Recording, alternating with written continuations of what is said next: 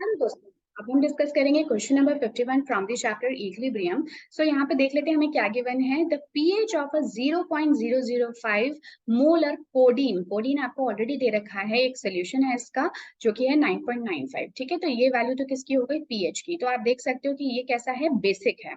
ठीक है, बेसिक है। तो इसका मतलब कि आप यहाँ पे और ये कॉन्सेंट्रेशन भी गिवन है जो कि कितना है कोडीन का। मैं कोडीन को सीओडी ऐसे करके लिख दूं, है ना, एक ही बात है। पूरा लंबा लंबा नहीं लिखना है इस वजह से। ठीक है, आप अपना कोई भी एक तरीका अपना सकते हो। तो कोडियन की कॉन्सेंट्रेशन आपको 0.005 मोलर दे रखी है और पीएच जो है वो बेसिक है। तो इससे मुझे पता चल गया कि मेरे को यहाँ पे क्या कैलकुलेट करना है, आयनाइजेशन कांस्टेंट और पीकेबी। तो यहाँ से भी आपको समझ में आ रहा है बेस बेस से डील कर रहे हो। तो आयनाइजेशन कांस्टेंट जब आप निकालोगे ना, तो इस बार आप क्या निकालोगे, केबी निकालोगे। अभी तक हम क्या निकालते थे, के निकालते थे। बट अब क्योंकि हम बेस की बात कर रहे हैं तो हमने सिंबल पुट कर दिया केबी। तरीके में कोई डिफरेंस नहीं है, बस अब हम यहाँ पे केबी और पीकेबी के लिए हमें सॉल्व करना है। ठीक है, तो बहुत ही सिंपल सा ये क्वेश्चन है। बस देखने में थोड़ा सा कोडियन नाम लिख दिया तो आप लोगों को थोड़ा डिफिकल्ट लग रहा होगा, अदरवाइज कुछ है कुछ भी नहीं।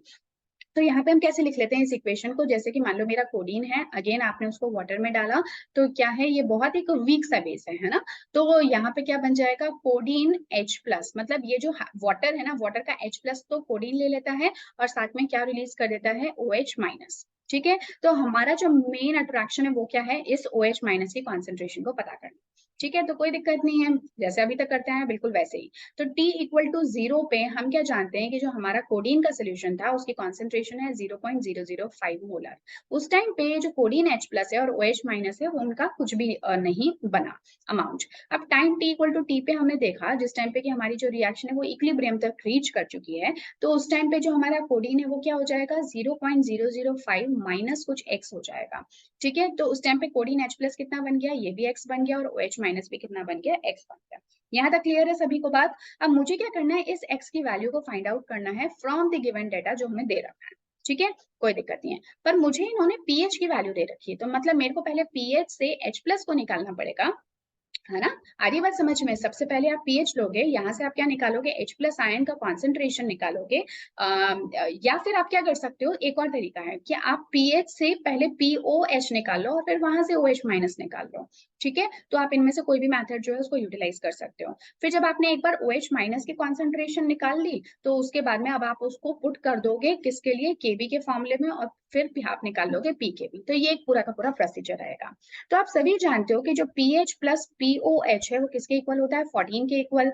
ठीक है, पीओएच अगर आपको निकालना है तो आप क्या कर दोगे, 14 माइनस पीएच। पीएच की वैल्यू मुझे देखो कितनी गिवन है, 9.95।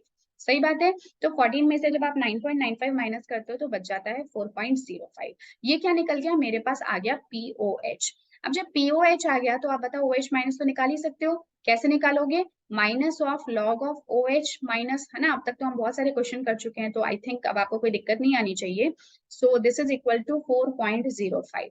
ठीक है, अब यहाँ से अगर OH माइनस आपको निकालना है तो क्या निकल जाएगा, anti log of minus of 4.05। ठीक है, जैसे कि मैं पहले भी कह चुकी हूँ, अगर किसी को लॉग या एंटी लॉग में दिक्कत होती है कि इसको कैसे सॉल्व किया जाता है विदाउट लॉग टेबल, तो आप मुझे बता सकते हैं, उसके लिए मैं एक अलग से वीडियो बना दूंगी। अगर जरूरत होगी तो ही बनाऊंगी, अदरवाइज तो केमिस्ट्री की क्लास में मैं मैथमेटिकल ऑपरेशंस क्यों आपको समझाने लगूं। अगर जरूरत लगती है तो जरूर बता देना। ठीक है, तो ये OH माइनस की कॉन्सेंट्रेशन आपने यहाँ से निकाल ली, मतलब कि मुझे क्या मिल गया, मुझे x की वैल्यू जो है वो मिल चुकी है। बट मुझे क्या फाइंड आउट करना है, मुझे फाइंड आउट करना है पीकेबी और केबी। ठीक है, कोई दिक्कत नहीं है। तो अब आप केबी निकाल लो। केबी कैसे निकालते हो, जो भी आपके प्रोडक्ट्स हैं उनकी कॉन्सेंट्रेशन। तो देखो मेरा प्रोडक्ट कौन है, कोड H प्लस, है ना, उसकी कॉन्सेंट्रेशन डिवाइडेड बाय दूसरा कौन है मेरा, OH माइनस की कॉन्सेंट्रेशन और डिवाइडेड बाय कोडीन का कॉन्सेंट्रेशन। ठीक है, केबी मुझे निकालना है। तो देखो कोड H प्लस मेरा कितना है, ये तो x है, और OH माइनस भी कितना है, x है। देख रहे हो ना यहाँ पे, ये x और x है। तो इसको हम लिख देते हैं x square divided by codeine का कॉन्सेंट्रेशन कितना है, 0.005 माइनस x है। बट जैसा कि मैंने आपको पहले भी बताया कि ये कोई इतना स्ट्रॉन्ग बेस नहीं है, तो आप सिंपली इसको कितना ले सकते हो, 0.005 ले सकते हो फॉर योर सिंपल कैलकुलेशंस, है ना। अदरवाइज आपकी कैलकुलेशन बहुत मुश्किल हो जाएगी। ठीक है, तो यहाँ पे ये हो गया। अब x की वैल्यू आपने अभी भी फाइंड आउट की थी, तो बस वो वैल्यू पुट कर दो, 8.913 into 10 to the power of -5 और इसका होल स्क्वायर डिवाइडेड बाय आपने क्या कर दिया, 0.005 कर दिया। अब इसका कैलकुलेशन थोड़ा सा लंबा है, लेकिन डिफिकल्ट कुछ भी नहीं है, तो आप एक बार इसको करके देखो। सो एट द एंड अगर आपका आंसर आ जाता है 1.588 इंटू 10⁻⁻⁶, तो यही है आपकी केबी की वैल्यू। बट क्वेश्चन में हमसे क्या पूछा है, इन्होंने हमसे पूछा है पी केबी। ठीक है, तो पी केबी अगर आपका केबी निकल गया तो कुछ भी मुश्किल नहीं है, माइनस ऑफ लॉग ऑफ केबी, यही तो होता है पी केबी। तो बताओ माइनस ऑफ लॉग ऑफ केबी, केबी की वैल्यू अभी आपने कितनी निकाली, ये देखो ये निकाली ना आपने 8, सॉरी ये रहा 1.588 into 10 to the power minus 6, 1.588 into 10 to the power of minus 6। ठीक है, जब आप इसको कैलकुलेट करते हो तो you will get your answer as 2.009 plus 6। ठीक है, मतलब 6 में से आपको 2.009 को माइनस करना है, so you will get it as 5.80। तो ये आपका क्या निकल के आ चुका है, ये आपका निकल के आ गया पी के बी की value.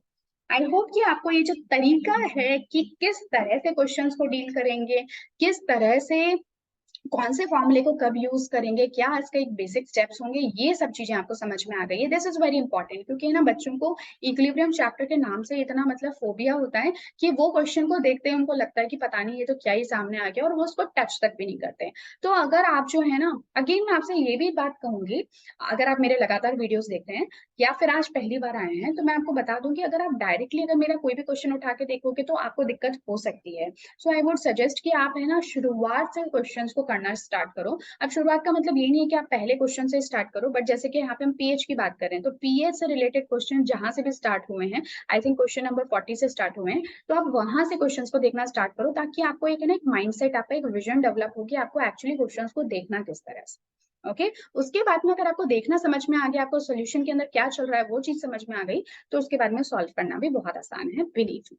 Okay, so yes this was all for this question. तो नेक्स्ट वीडियो में मिलेंगे नए क्वेश्चन के साथ में, चल देन टेक केयर।